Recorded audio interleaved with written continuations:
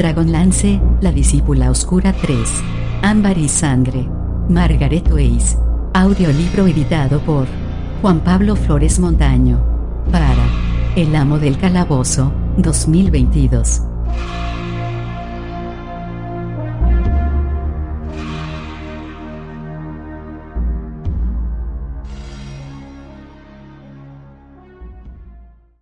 Prólogo. ¿Qué me ha pasado? ¿Dónde estoy? ¿Quiénes son todos esos seres, extraños y hermosos, grotescos y majestuosos, que me rodean? ¿Por qué me señalan? ¿Por qué profieren ese clamor atronador que hace temblar los cielos? ¿Por qué están tan furiosos? ¿Furiosos conmigo? Lo único que he hecho ha sido entregar un regalo a mi amado. Chemosh quería la torre de la alta hechicería que descansaba en el fondo del mar y yo se la entregué. Y ahora me mira con asombro y sorpresa, y odio. Todos me miran a mí. No soy nadie. Soy Mina. Chemosh me amó en el pasado. Ahora me odia y no sé por qué. No hice más que lo que él me pidió. No soy más que aquello en lo que él me convirtió, aunque esos seres dicen que soy otra cosa. Oigo sus voces, pero no entiendo sus palabras. Ella es una diosa que no sabe que lo es. Es una diosa a la que han engañado para que crea que es humana. Estoy tendida sobre la fría piedra de las almenas del castillo y los veo mirándome y gritando. El clamor me hiere los oídos. Me ciega la luz de su divinidad. Doy la espalda a sus ojos inquisidores y a sus voces ensordecedoras, y miro hacia el otro lado de los muros, hacia el mar que se extiende allá abajo. El mar, siempre en movimiento, siempre cambiante, siempre vivo. Las olas se precipitan y besan la orilla. Se retiran y vuelven apresuradas, una y otra vez, infinitamente.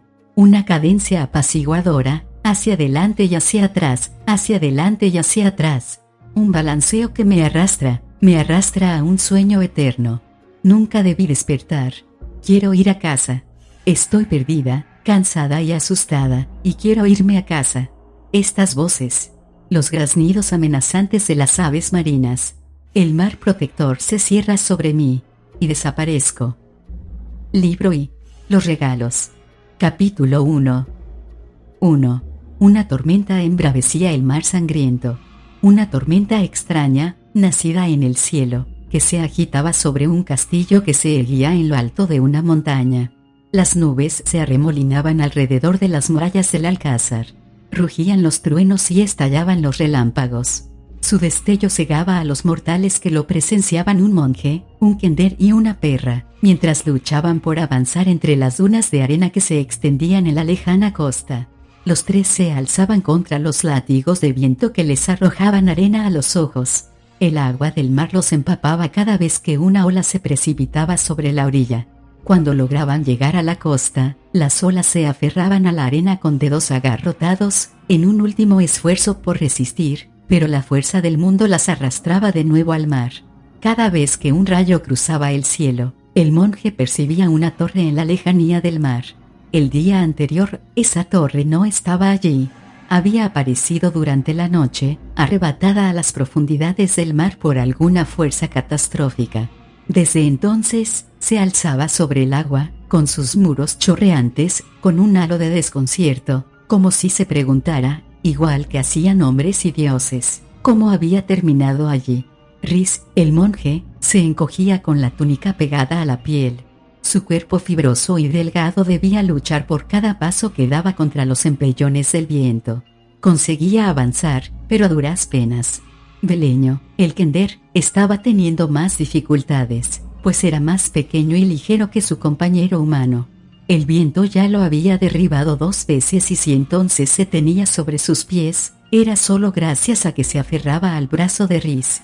Ata, la perra, estaba más cerca del suelo y, por tanto, las dunas la protegían un poco, pero tampoco lo estaba teniendo fácil. Cuando la siguiente ráfaga de viento arrancó a Beleño del brazo de Riz y lanzó a Ata contra un montón de tablas arrastradas por el mar, Riz decidió que sería mejor que volvieran a la gruta que acababan de dejar.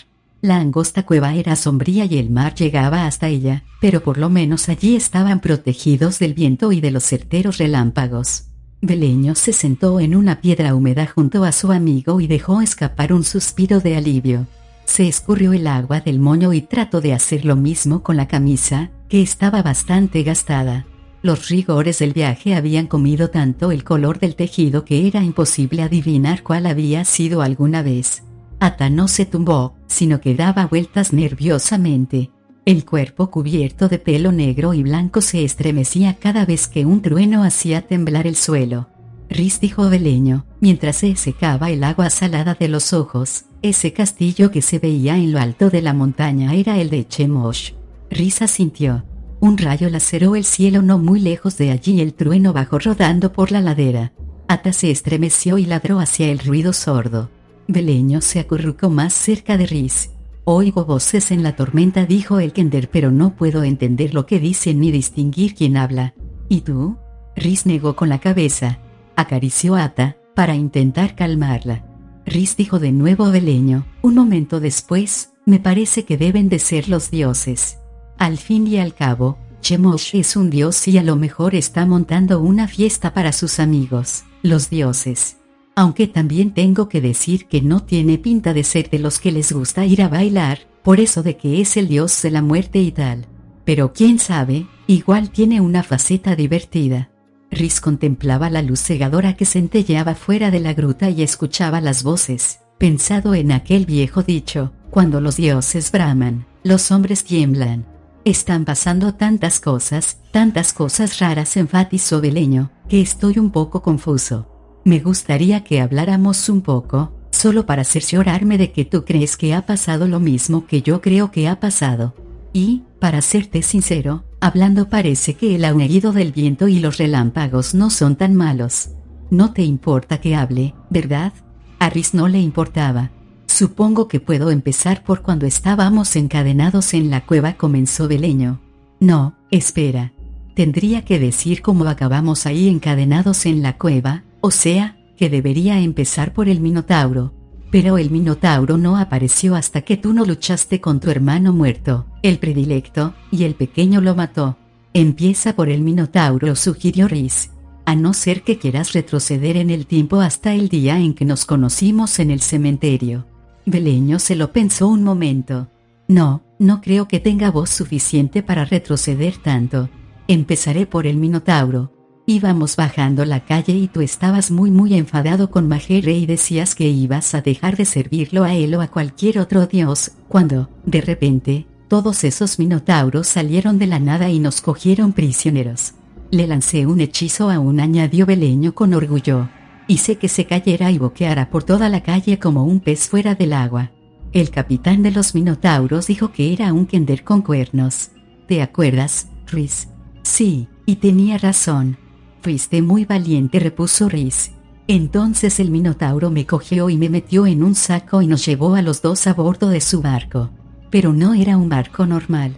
Era un barco que pertenecía a la diosa del mar y navegaba por el aire, no por el agua. Ya te dije entonces que no puede darse la espalda a un dios. Y no te equivocabas, dijo Rhys. Había cumplido los 30 años y, durante lo que parecía toda su vida, había sido un monje devoto de Majere.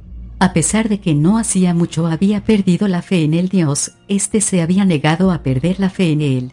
Esa certeza lo llenaba de humildad, júbilo y agradecimiento. Había andado a ciegas y había tropezado 1000 veces en la oscuridad, había tomado muchos caminos equivocados que iban a morir a callejones sin salida, pero había encontrado la forma de regresar a su dios y Majere lo había acogido en el seno de su amor. El barco del Minotauro nos trajo aquí, a la otra punta del continente, donde Chemosh construyó su castillo. Y cuando el Minotauro nos encadenó en la cueva, ¿ves? Ya he llegado a esa parte. Rhys volvió a asentir y siguió acariciando a Ata, que parecía mucho más tranquila mientras escuchaba hablar al Kender. Entonces recibimos un montón de visitas, muchas más de las que podrían esperarse para alguien que está encadenado en una cueva. Primero vino Mina. Beleño se estremeció. Eso sí que fue una visita desagradable. Se acercó a ti y te pidió que le dijeras quién era. Afirmaba que la primera vez que te vio, tú la habías reconocido. Pero no fue así, pensó Rhys, confuso. Todavía no había logrado entender esa parte de la historia. Y como no pudiste decirle quién era, Mina se enfadó. Pensaba que estabas mintiendo y dijo que si no se lo decías, iba a volver a la cueva y nos mataría a Ata y a mí. Moriríamos en medio de grandes tormentos, concluyó Beleño. Después de que se fuera Mina, apareció Seboim. ¿Ves lo que quiero decir, Rhys? Cuando estábamos en Solace nunca tuvimos tanta compañía como allí, encadenados en la cueva. Seboim te dijo que le dijeras a ella quién era Mina, porque todos los dioses estaban muy nerviosos con el asunto y tú respondiste que no podías. Ella se enfureció y repuso que contemplaría encantada cómo Mina nos mataba a mí y a Ata, y cómo moríamos en medio de grandes tormentos. Beleño se detuvo para tomar aire y escupir un poco de agua del mar. Y después nos mandaste a mí y a Ata a buscar ayuda entre los monjes de Majere de Flotsam, pero no conseguimos llegar tan lejos.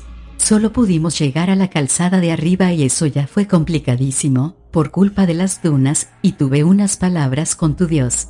Fui muy duro con él, te lo aseguro.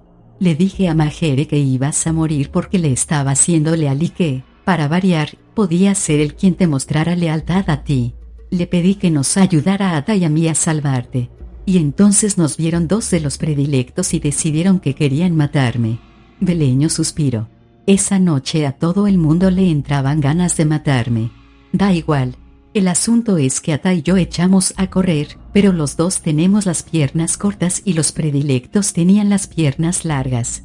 Y aunque Ata tiene 2 piernas más que yo, los dos estábamos perdiendo terreno cuando me di de bruces con Majere. Pumba. De frente contra él. Cuando vio que estábamos en un apuro, mandó unos saltamontes a por los predilectos y les hizo huir. Le recordé eso de que estabas sacrificando tu vida por él y contestó que no podía ayudarnos porque había un resplandor ámbar muy raro en el cielo y tenía que irse y hacer cosas de dioses en otro sitio. No creo que esas fueran las palabras exactas de Majere. Rhys se alegró de que la oscuridad ocultara su sonrisa. Bueno, tal vez no, admitió Beleño, pero eso era lo que quería decir. Después me dio su bendición. A mí, a un Kender que además le había hablado con tanta dureza. Así que Ata y yo volvimos corriendo a la cueva donde tú seguías encadenado, y allí nos encontramos a Chemosh. Quería que le dijeras quién era Mina y dijo que sería él mismo quien te matara, y seguramente habría cumplido su amenaza, de no ser por Ata, que le mordió en el tobillo.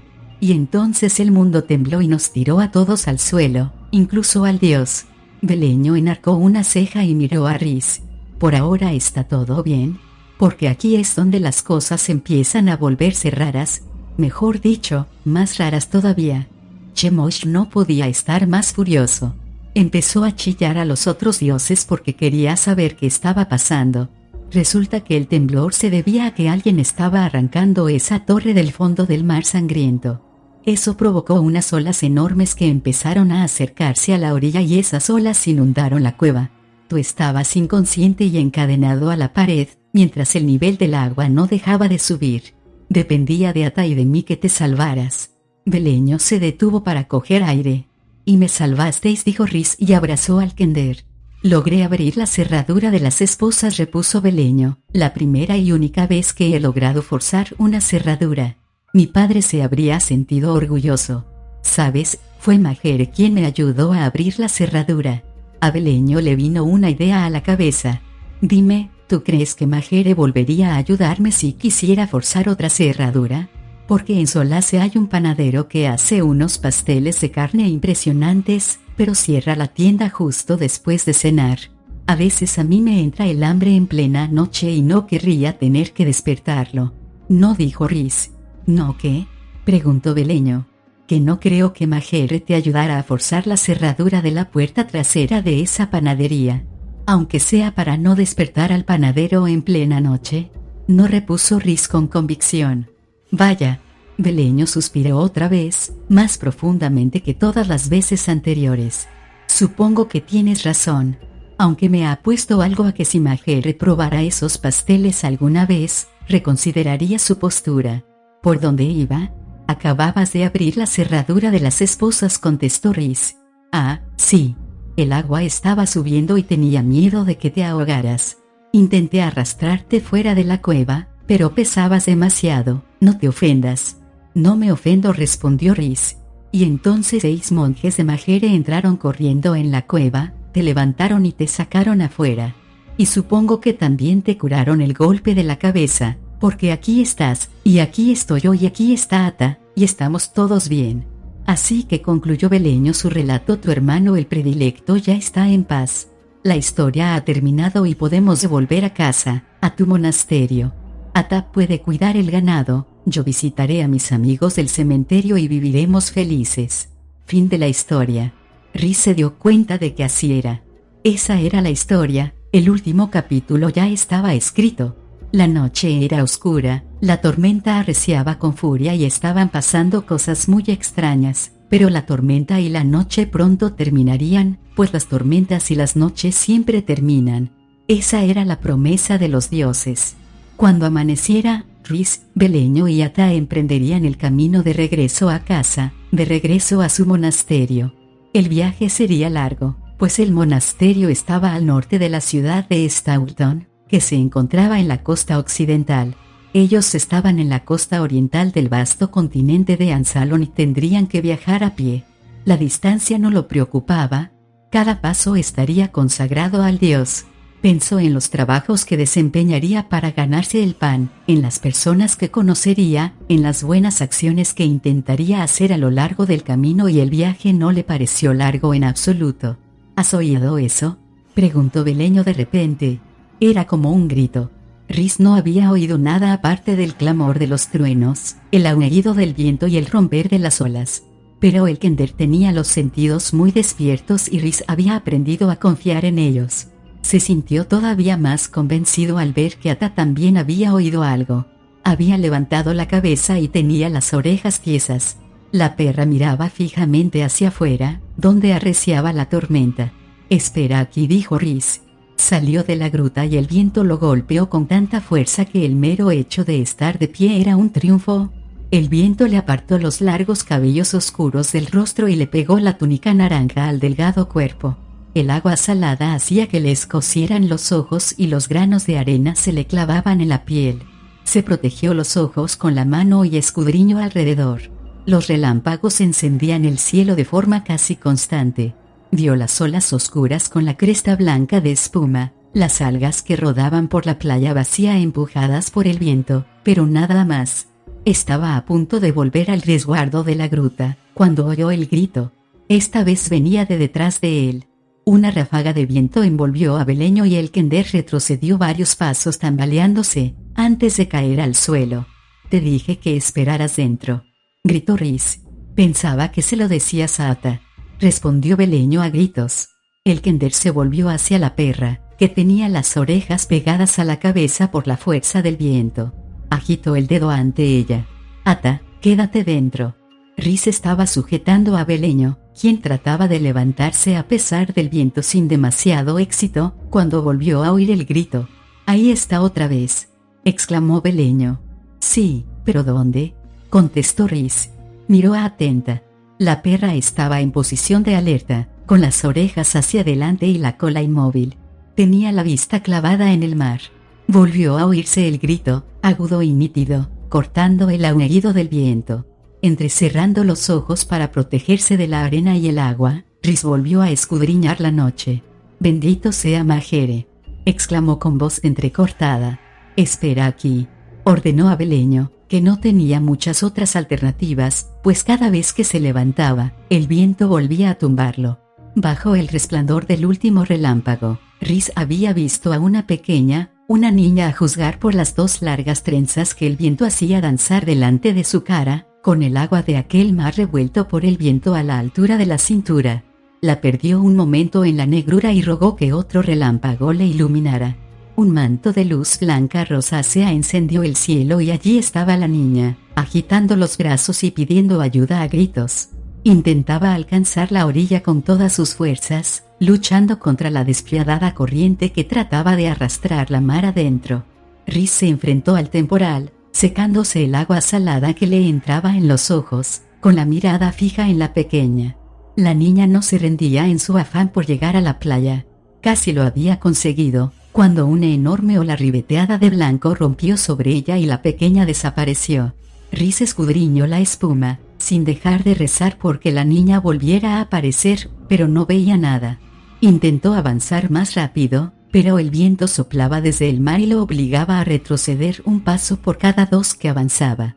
Se forzó a seguir, buscando a la pequeña con la mirada mientras iba acercándose al agua con ímprobos esfuerzos. No veía nada y ya empezaba a temer que el mar se hubiera cobrado su víctima, cuando de repente divisó el cuerpo de la pequeña, oscuro bajo la luz de la luna, tirado en la orilla. Estaba tumbada boca abajo, donde el agua cubría poco, con las trenzas flotando alrededor. El viento dejó de soplar de forma tan repentina que Rhys, que estaba dedicando todas sus fuerzas para combatirlo, perdió el equilibrio y cayó de bruces sobre la arena húmeda. Miró en derredor con asombro. El último rayo parpadeó y desapareció. Los truenos habían enmudecido. Las nubes de tormenta se habían desvanecido, como si un gigante se las hubiera tragado al respirar. La trémula luz rojiza del amanecer asomaba por el horizonte. En el cielo oscuro que todo lo cubría, seguían haciendo guardia las dos lunas, Lunitari y Solinari. No le gustaba esa repentina calma. Era como estar en el ojo del huracán. Aunque la tormenta se había aplacado y ya podía verse el cielo azul sobre su cabeza, se sentía como si los dioses estuviesen esperando el azote final de la tormenta, que caería sobre él con toda su fuerza. Rhys se levantó de su última caída y echó a correr por la orilla húmeda hacia la niña, que yacía inmóvil donde las olas rompían. Le dio la vuelta y vio que tenía los ojos cerrados. No respiraba. El monje recordó nítidamente aquella vez que estuvo a punto de ahogarse después de saltar desde los acantilados del Alcázar de las Tormentas. Seboim lo había salvado en aquella ocasión y utilizó su misma técnica para tratar de salvar a la niña. Movió aquellos brazos tan pequeños arriba y abajo, mientras rezaba a Majere. La niña tosió y cogió aire en un jadeo. Expulsó el agua del mar y se sentó, sin dejar de toser. Rhys le dio golpecitos en la espalda.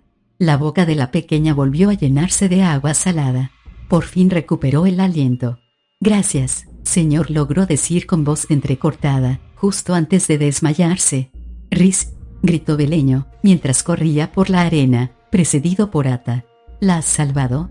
¿Está muerta?» «Espero que no. ¿No te parece curiosa la forma en que amainó la tormenta?»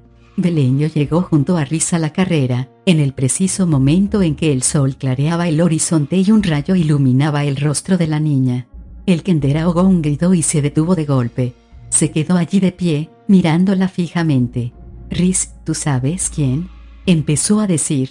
«No hay tiempo para chácharas, Beleño», lo interrumpió Rhys. La pequeña tenía los labios azules. Su respiración era entrecortada. No llevaba más que una camisola lisa de algodón, sin zapatos ni calcetas.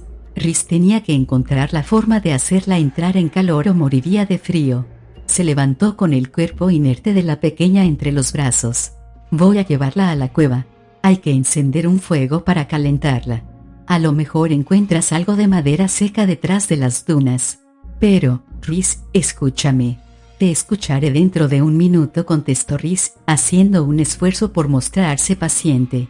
«En este momento, lo que tienes que hacer es encontrar madera seca. Tengo que calentarla». «Pero Rhys, mírala», exclamó Beleño, mientras intentaba caminar a su mismo paso. «¿No la reconoces? Es ella. Es Mina. No seas ridículo».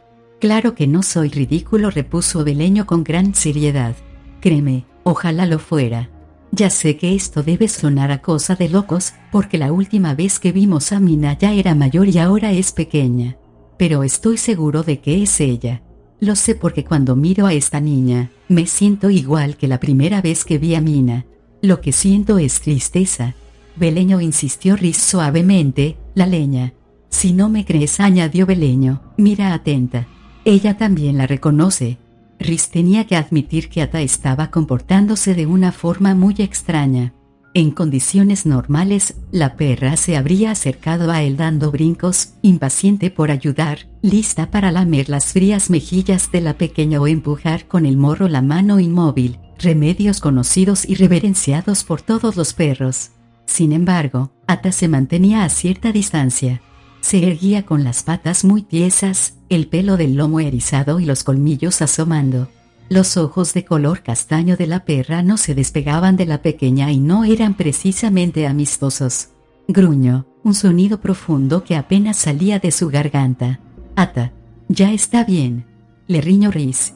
Ata dejó de gruñir, pero no abandonó su postura defensiva. Lanzó una mirada dolida y exasperada a Rhys, dolida porque no confiaba en ella y exasperada porque, por lo visto, no lograba meterle un poco de sentido común en la cabezota. Rhys bajó la vista hacia la niña que tenía en brazos y le dedicó una mirada larga y atenta. Tendría unos 6 años. Era una niña guapa de largas trenzas pelirrojas que le caían por encima del brazo. Tenía el rostro pálido y una nube de pecas le salpicaba la nariz. Hasta ahí, no tenía razones para creer a la perra y al kender. Y entonces la pequeña se estiró y dejó escapar un gemido entre sus brazos. Abrió un poco los ojos, que hasta entonces tenía cerrados, y pudo adivinar el resplandor ámbar detrás de los párpados semicerrados. La duda se apoderó de Rhys y por un momento se sobresaltó. «Ya te lo había dicho», dijo Beleño. «¿A que sí, Ata?». La perra gruñó otra vez. «Si quieres un consejo, vuelve a tirarla al mar», añadió Beleño. «Hace solo una noche, iba a torturarte porque no sabías decirle quién era, y a Ata y a mí nos prometió morir en medio de grandes tormentos. ¿Es que no te acuerdas?». Rhys se repuso de su primera impresión. «No voy a tirarla al mar. Hay un montón de gente pelirroja». Siguió caminando hacia la cueva. Beleño suspiró. «Ya sabía que no nos escucharías. Voy a buscar leña. Vamos, atenta». El kender echó a andar, sin demasiado entusiasmo. Ata lanzó una mirada preocupada a Rhys y luego siguió trotando al kender. Rhys llevó a la niña al interior de la gruta, de la que no podía decirse que fuera muy acogedora ni que estuviera demasiado seca. El suelo cubierto de rocas seguía húmedo y había charcos por doquier, pero por lo menos estaban protegidos del viento. Con una buena hoguera pronto calentarían la cueva helada. La niña volvió a revolverse y a gemir. Rhys le frotó las manos frías y peinó 2 mechones mojados de color rojizo. «Pequeña», susurró con dulzura, «no tengas miedo. Estás a salvo». La niña abrió los ojos, unos ojos ambarinos, de ámbar translúcido, ojos de miel, dorados y puros. Eran los mismos ojos de Mina, pero en ellos no había almas atrapadas, tal como había visto en los de Mina. «Tengo frío», se quejó la pequeña, temblando. «Mi amigo ha ido a buscar leña para encender una hoguera. En un momento entrarás en calor». La niña se quedó mirándolo, observando su túnica naranja. «¿Eres monje?», frunció el entrecejo, como si estuviera intentando recordar algo. «Los monjes van por ahí ayudando a la gente, ¿verdad? ¿Vas a ayudarme?». «Claro, pequeña», contestó Rhys. «¿Qué quieres que haga?». El rostro de la niña se crispó. No estaba despierta del todo y temblaba tanto que le castañeteaban los dientes. Le apretó la mano con más fuerza. «Me he perdido», dijo. Empezó a temblarle el labio inferior y los ojos se le llenaron de lágrimas. «Me escapé de casa y ahora no sé volver». Rhys se sintió aliviado. Beleño se equivocaba. Seguro que la niña era hija de algún pescador. La tormenta la habría sorprendido y la habría lanzado al mar. No podía haber caminado mucho, así que su pueblo no debía de estar muy lejos. Se compadeció de sus padres. Debían de estar desesperados. «Cuando ya hayas entrado en calor, te llevaré a tu casa, pequeña», prometió Rhys. «¿Dónde vives?». La niña se acurrucó, temblorosa. Se le cerraron los ojos y bostezó. «Seguramente nunca hayas oído hablar de ese sitio», respondió con voz somnolienta. «Es un lugar que se llama…». Rhys tuvo que inclinarse para oír su susurro adormilado. «Morada de los dioses». Capítulo 2. Los dioses habían presenciado, debatiéndose entre el asombro y la preocupación, cómo Mina, una mortal, descendía hasta el fondo del mar sangriento, cogía la recientemente restaurada torre de la alta hechicería y la arrancaba del lecho marino, entre las olas, para presentársela como regalo a su amante, Chemosh. Era evidente que Mina no era una mortal. Ninguno de los hechiceros más poderosos de todos los tiempos habría conseguido tamaña proeza, ni tampoco los clérigos con más poder. Solo un dios era capaz de algo así. Desde entonces los dioses estaban inmersos en la confusión y la consternación, tratando de aclarar qué estaba pasando. ¿Quién es este nuevo dios?, clamaba el resto de dioses. ¿De dónde viene? Su temor era que se tratara de algún dios de otro mundo, un intruso que hubiera cruzado los cielos hasta llegar a su mundo. Sus temores podían ser olvidados. Era uno de ellos. Majere tenía todas las respuestas. ¿Desde cuándo lo sabes?, preguntó Gilean al dios monje. Gilean era el líder de los dioses grises, los dioses de la neutralidad, quienes mediaban entre la luz y la oscuridad. En ese momento los dioses de la neutralidad eran los más poderosos, pues su número se había impuesto tras el exilio voluntario de Paladine, líder de los dioses de la luz, y el destierro de la reina Taquisis, líder de los dioses de la oscuridad. Gilean tenía el aspecto de un hombre de mediana edad, sabio y erudito, de aguda inteligencia y mirada fría e inmisericordia. Desde hace muchos eones, Dios del libro, contestó Majere. Majere, dios de la sabiduría, vestía una túnica naranja y no llevaba armas. Normalmente tenía un semblante afable y sereno, pero en ese momento reflejaba dolor y arrepentimiento. ¿Por qué mantuviste un secreto así?, inquirió Gilean. No debía ser yo quien lo revelara, repuso Majere. Di mi juramento solemne.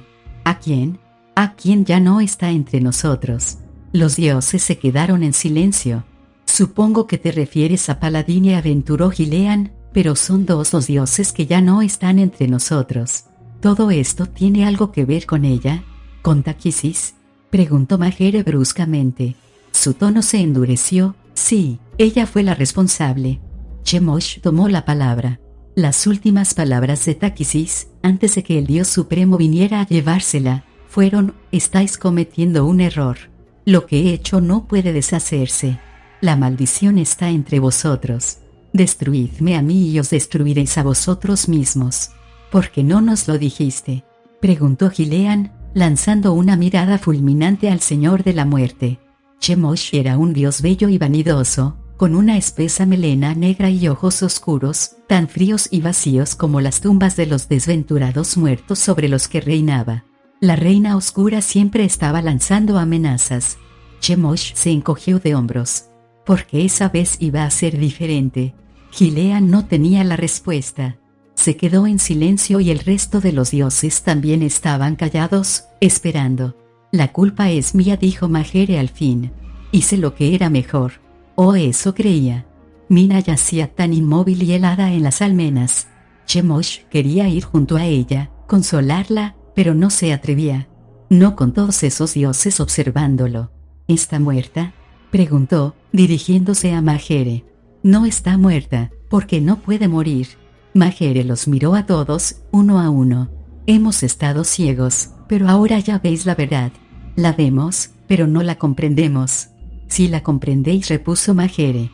Entrecruzó los dedos y su mirada se perdió en el firmamento. No queréis entenderla. No veía las estrellas. Veía la primera luz de las estrellas. Todo empezó al principio de los tiempos. Y empezó con júbilo. Majere suspiró profundamente, y ahora, porque yo no dije nada, terminará con amargo dolor. Explícate, Majere, gruñó Reorx, mesándose la larga barba. El dios de la fragua, que tenía el aspecto de un enano en honor de su raza favorita, no se distinguía por su paciencia. No tenemos tiempo para tus tonterías. Majere dejó de contemplar el pasado y regresó al presente. Bajó la vista hacia Mina. Ella es una diosa que no sabe que lo es. Es una diosa a la que han engañado para que crea que es humana. Majere se detuvo, como si necesitara recuperar el control sobre sí mismo. Cuando volvió a hablar, la furia daba un tono grave a su voz. Es una diosa de la luz, a la que Taquisis burló para que sirviera a la oscuridad. Se quedó en silencio. Los demás dioses proferían preguntas, exigían respuestas. Mientras tanto, Mina yacía inconsciente en las almenas del castillo de Chemosh, envuelta por la tormenta de furia y desconcierto, por el estallido de las acusaciones y las recriminaciones. Era tal la confusión que cuando Mina despertó, nadie se dio cuenta.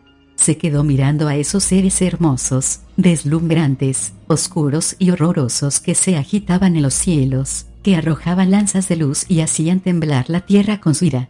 Les oyó gritando su nombre, pero lo único que entendió fue que todo era culpa suya.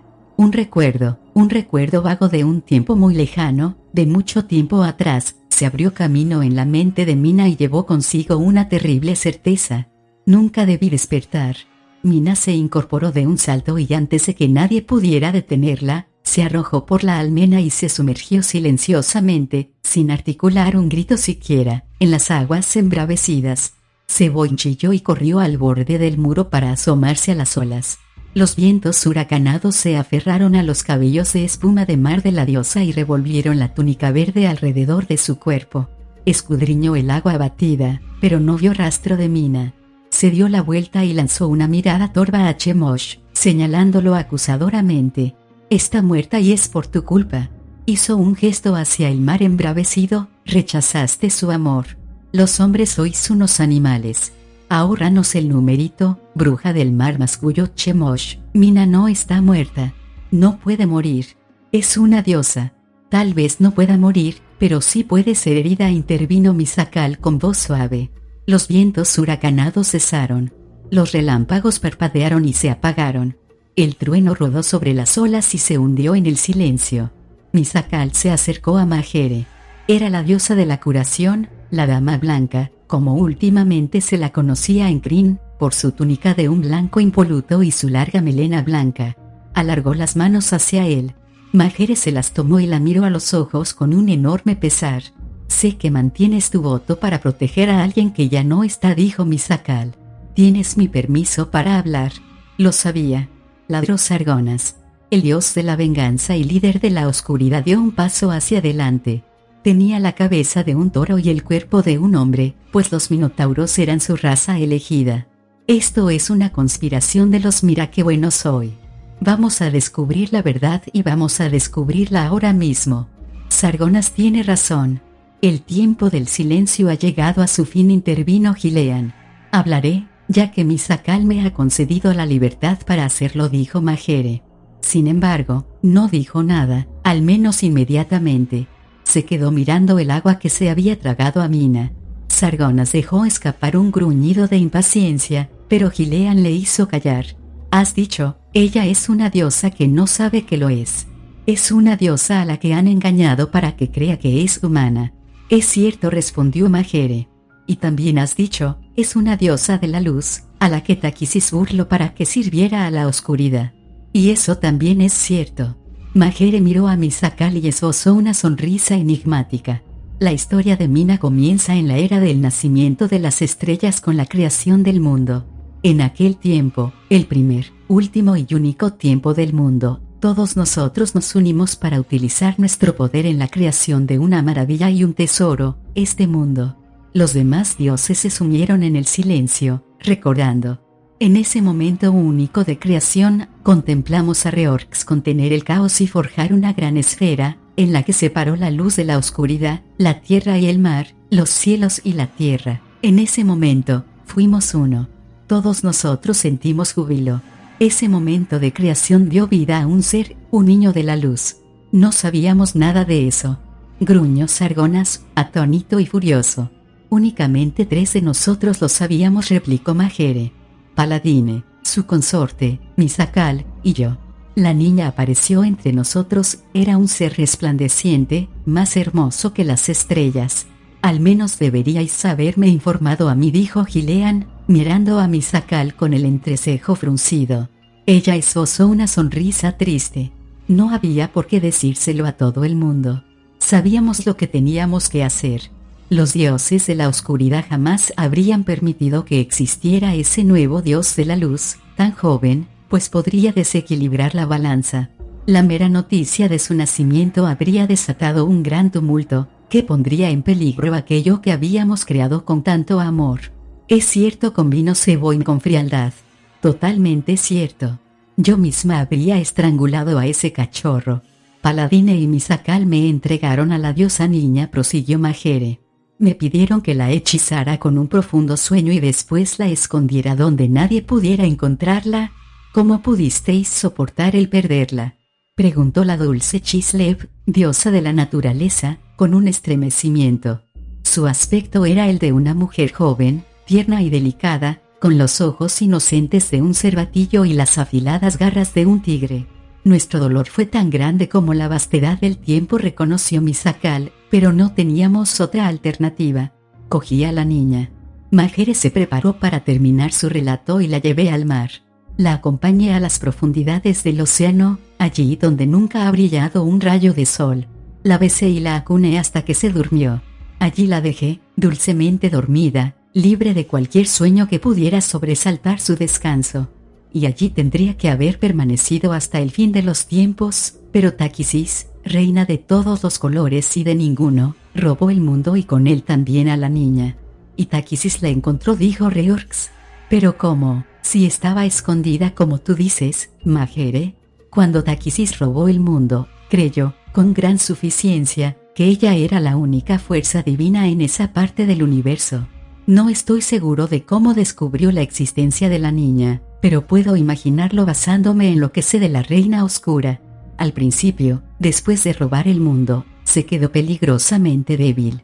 Se ocultó, esperando el momento oportuno, recuperando fuerzas y haciendo planes. Y cuando ya estaba descansada y fuerte de nuevo, abandonó su escondite. Salió con recelo, cautelosa, explorando y tanteando alrededor para asegurarse de que estaba sola en esta parte del universo. Y descubrió que no lo estaba, dijo Morgion, dios de la enfermedad, con una sonrisa repugnante. Majere asintió. Sintió la fuerza de otro dios. Apenas puedo imaginar su sorpresa y su furia. No se quedaría tranquila hasta que no encontrara a ese dios y pudiera determinar qué tipo de amenaza suponía para ella. Dado que la fuerza del dios niño resplandecía en su interior, dudo que Takisis tuviera muchas dificultades en su búsqueda. Encontró al dios y debió de quedarse atónita, pues no había encontrado otro dios que pudiera enfrentarse a ella. Había encontrado un dios niño, inocente, ignorante de su propia naturaleza, un dios de la luz. Y eso le dio una idea. Zorra estúpida, insultó Chemosh con crudeza. Pero qué mujer más estúpida. Tendría que haber previsto lo que iba a suceder. Bah, repuso Sargonas. La Reina Oscura nunca vio más allá de sus propias narices. Lo único que habrá pensado es que ese dios niño podía resultarle útil. Tendría a Mina bajo su control y la utilizaría para sus propios fines. Y se vengaría por última vez de los dioses a los que siempre había odiado, intervino Kiriholit, el dios de las guerras justas. Tenía el aspecto de un caballero con una resplandeciente armadura de plata. Takisis casi logra su objetivo, admitió Majere. Pero cometió un error, provocado por su terrible deseo de venganza. Decidió que entregaría el dios niño a su enemiga, la mujer mortal a la que Takisis siempre había culpado de su caída en la guerra de la lanza. Se trataba de Goldmoon. La Reina Oscura hizo que las olas arrastraran al dios niño hasta la costa de la Ciudadela de la Luz. Goldmoon había sido sacerdotisa de Misakal y había llevado a Kryn el poder curativo del misticismo. Era ya una mujer mayor y acogió al dios niño, que tenía el aspecto de una niña de 9 años, en su corazón. Goldmoon la llamó Mina y Takisis rió ante su triunfo. Tal como Takisis sabía que haría, Goldmoon le enseñó a Mina todo sobre los antiguos dioses, pues la mujer todavía lamentaba su pérdida. Takisis fue a Mina, que quería mucho a Goldmoon, y prometió concederle el poder para buscar a los dioses y devolverlos al mundo. Todos sabemos lo que pasó después. Mina se escapó del lado de Goldmoon y encontró a Takisis, que estaba esperándola. No quiero imaginar siquiera las terribles torturas y tormentos que Mina habrá sufrido en manos de la Reina Oscura, siempre para probar su lealtad.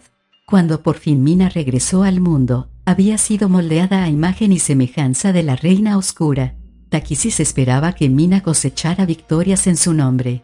Todos los milagros que Mina hiciera, creería que provenían de Takisis. Cuando ya era demasiado tarde, Takisis se dio cuenta de su error. Comprendió su insensatez, como les ocurrió a quienes intentaron lo mismo que ella. Los demás dioses miraron a Chemosh con expresión acusadora. «Yo no sabía que era una diosa», gritó el señor de los huesos en un tono salvaje. Takisis sí lo sabía. «Recordad sus últimas palabras, la maldición está entre vosotros. Destruidme a mí y os destruiréis a vosotros mismos. Destruirnos». La risa de Sargonas resonó con estridencia por los cielos. «¿Qué amenaza puede suponer para nosotros esa diosa niñata? ¿Cómo no va a ser una amenaza?, repuso Misakal con aspereza. La dama blanca se enfureció y su belleza y su poder relumbraron. En este mismo momento, estáis planeando cómo podéis atraer a Mina hacia vuestro lado, para que la balanza se incline a vuestro favor. ¿Y tú qué, doña perfecta?, intervino Cebolla airada. Estás pensando exactamente lo mismo. El dios ya está perdido para nosotros. Ahora es una criatura de la oscuridad, afirmó Kirijolit con frialdad. Misakal lo miró con los ojos cargados de pesar. Existe algo que se llama perdón, redención. Kirijolit parecía severo e implacable. No dijo nada, pero sacudió la cabeza con gesto decidido. Si es tan peligrosa, ¿qué hay que hacer con ella?, preguntó Chislev. Los dioses miraron a Gilean esperando su decisión. Tiene su propia voluntad, sentenció finalmente. Su destino está en sus propias manos. Ella misma debe decidir cuál será su sino. Dispondrá del tiempo necesario para pensar y considerarlo. Y durante ese tiempo, añadió, recalcando las palabras con frialdad, ni la oscuridad ni la luz ejercerán influencia alguna sobre ella. Una sabia decisión, que, por supuesto, no gustó a nadie.